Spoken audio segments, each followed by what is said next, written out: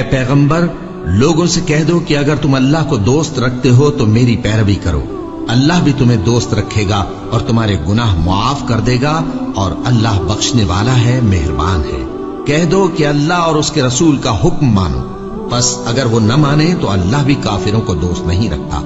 اللہ نے آدم اور نوح اور خاندان ابراہیم اور خاندان عمران کو تمام جہان کے لوگوں میں سے منتخب فرمایا تھا، ان میں سے بعض بعض کی اولاد تھے، اور اللہ سننے والا ہے، جاننے والا ہے۔ وہ وقت یاد کرنے کے لائق ہے جب عمران کی بیوی نے کہا کہ اے پروردگار، جو بچہ میرے پیٹ میں ہے میں اس کو تیری نظر کرتی ہوں، اسے دنیا کے کاموں سے آزاد رکھوں گی، تو اسے میری طرف سے قبول فرما، تو سننے والا ہے، جاننے والا ہے۔ پھر جب ان کے ہاں بچہ پیدا ہوا تو کہنے لگی کہ پروردگار، میرے تو لڑکی ہوئی ہے، جبکہ اللہ خوب جانتا تھا جو ان کے ہاں ولادت ہوئی تھی، اور نہ ہوتا لڑکا مانند اس لڑکی کے۔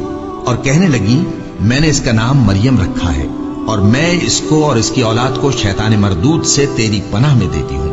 تو اس کے پروردگار نے اس کو پسندیدگی کے ساتھ قبول فرمایا اور اسے اچھی طرح پرورش کیا، اور زکریا کو اس کا کفیل بنایا۔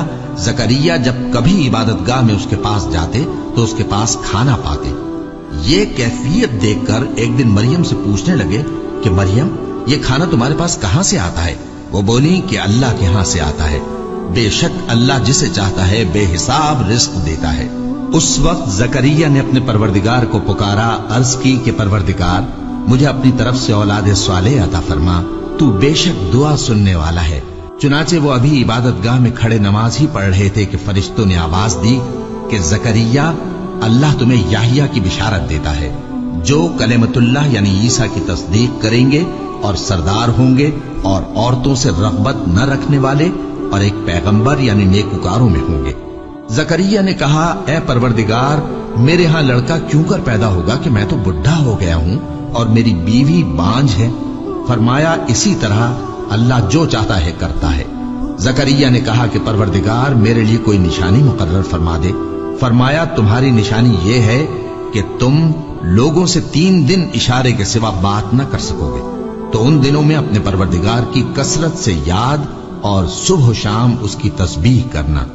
اور جب فرشتوں نے مریم سے کہا کہ مریم، اللہ نے تم کو برگزیدہ کیا ہے اور تمہیں پاک بنایا ہے اور دنیا جہان کی عورتوں میں سے تم کو منتخب کیا ہے، اے مریم، اپنے پروردگار کی فرما برداری کرنا اور سجدہ کرنا اور رکوع کرنے والوں کے ساتھ رکوع کرنا۔ اے نبی، یہ باتیں اخبار غیب میں سے ہیں جو ہم تمہارے پاس بھیجتے ہیں۔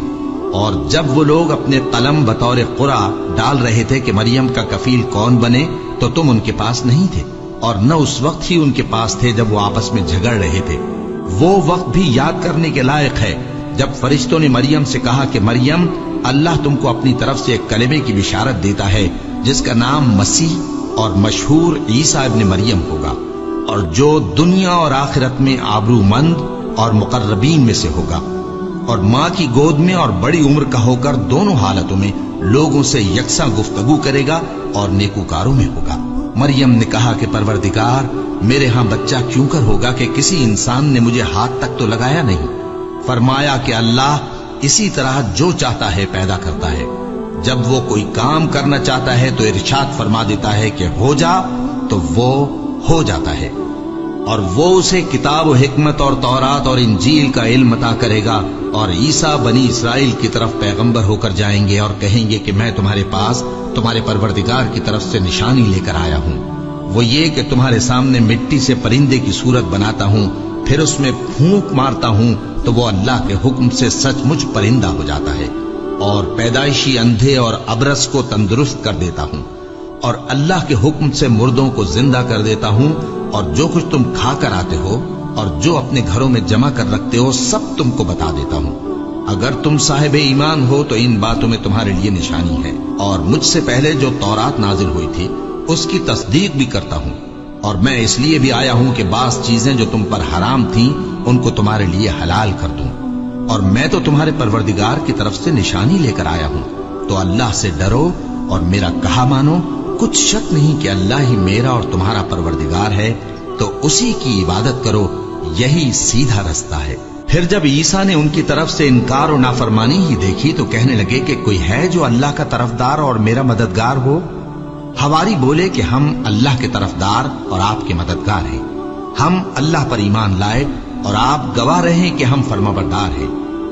ऐ परवरदिगार, जो किताब तूने नाजिल फरमाई है हम उस पर ईमान ले आए और तेरे पैगंबर के मुत्तबे हो चुके। तू हमको मानने वालों में लिख रख और वो यानी यहूद कत्ल ईसा के बारे में एक चाल चले और अल्लाह ने भी ईसा को बचाने के लिए तदबीर की और अल्लाह बेहतरीन तदबीर करने वाला है। उस वक्त अल्लाह ने फरमाया कि ईसा, मैं तुम्हारी दुनिया में रहने की मुद्दत पूरी करके तुमको अपनी तरफ उठा लूंगा और तुम्हें काफिरों की सोहबत से पाक कर दूंगा, और जो लोग तुम्हारी पैरवी करेंगे उनको काफिरों पर क़यामत तक फायक व गालिब रखूंगा। फिर तुम सब मेरे पास लौट कर आओगे तो जिन बातों में तुम इख्तिलाफ करते रहे उस दिन तुम में उनका फैसला कर दूंगा। अब जो काफिर हुए उनको दुनिया और आखिरत दोनों में सख्त अजाब दूंगा और उनका कोई मददगार न होगा। और जो लोग ईमान लाए और अमल नेक करते रहे उनको अल्लाह पूरा पूरा सिला देगा और अल्लाह जालिमों को दोस्त नहीं रखता। ए नबी, यह हम तुमको अल्लाह की आयतें और हिकमत भरी नसीहतें पढ़ पढ़ कर सुनाते हैं। ईसा का हाल अल्लाह के नजदीक आदम का सा है कि उसने पहले मिट्टी से उनको बनाया, फिर फरमाया कि बाशऊर इंसान हो जा, तो वो वैसे ही हो गए। ये बात तुम्हारे परवरदिगार की तरफ से हक है, तो तुम हरगिज शक करने वालों में न होना। फिर अगर ये लोग ईसा के बारे में तुमसे झगड़ा करें उसके बाद कि तुमको हकीकत मालूम हो ही चुकी है, तो उनसे कहना कि आओ हम अपने बेटों और बेटियों को बुलाएं, तुम अपने बेटों और बेटियों को बुलाओ, और हम खुद भी आए और तुम खुद भी आओ। फिर दोनों फरीक अल्लाह से दुआ और इल्तिजा करें, इस तरह झूठों पर अल्लाह की लानत भेजे। ये तमाम बयानात सही है और अल्लाह के सिवा कोई माबूद नहीं, और बेशक अल्लाह गालिब है, साहिब हिकमत है। बस अगर ये लोग फिर जाएं तो अल्लाह मुफसिदों को खूब जानता है। कह दो कि ऐ अहले किताब, जो बात हमारे और तुम्हारे दोनों के दरमियान यकसा तस्लीम की गई है उसकी तरफ आओ। वो ये कि अल्लाह के सिवा हम किसी की इबादत न करें और उसके साथ किसी चीज को शरीक न बनाएं, और हम में कोई किसी को अल्लाह के सिवा अपना कारसाज न समझे। फिर अगर ये लोग इस बात को न माने तो इनसे कह दो कि तुम गवाह रहो कि हम अल्लाह के फर्माबरदार हैं।